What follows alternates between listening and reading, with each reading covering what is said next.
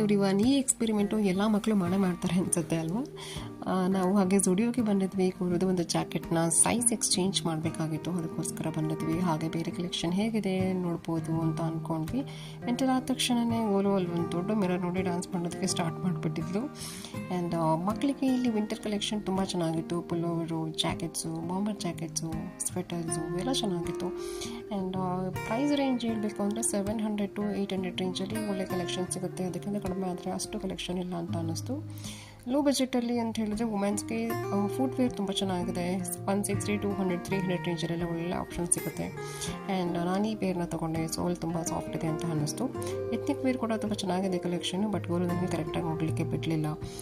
ಈ ಮಗು ಸಿಕ್ಕಿತ್ತು ಅಲ್ಲಿ, ಅವಳ ಜೊತೆ ಚೆನ್ನಾಗಿ ಆಟ ಆಡ್ಕೊಂಡಿದ್ಲು. ಅವಳು ಇರೋವರೆಗೂ ಆಡ್ಕೊಂಡಿದ್ರು ಇಬ್ಬರು. ಅಲ್ಲಿವರೆಗೂ ನನಗೆ ಟೈಮ್ ಸಿಕ್ತು. ಅವಳು ಹೊರಟ ಮೇಲೆ ಹಠ ಮಾಡ್ಲಿಕ್ಕೆ ಸ್ಟಾರ್ಟ್ ಮಾಡಿಬಿಟ್ಲು. ಹಾಗಾಗಿ ನಾವು ಬೇಗ ಹೊರಟ್ವಿ. ಅವಳಿಗೆ ಸ್ವೀಟ್ ಕೊಂಡು ಕೊಡಿಸಿ ನಾವು ಕೋಲ್ಕಪ್ಪ ತಿಂದ್ವಿ.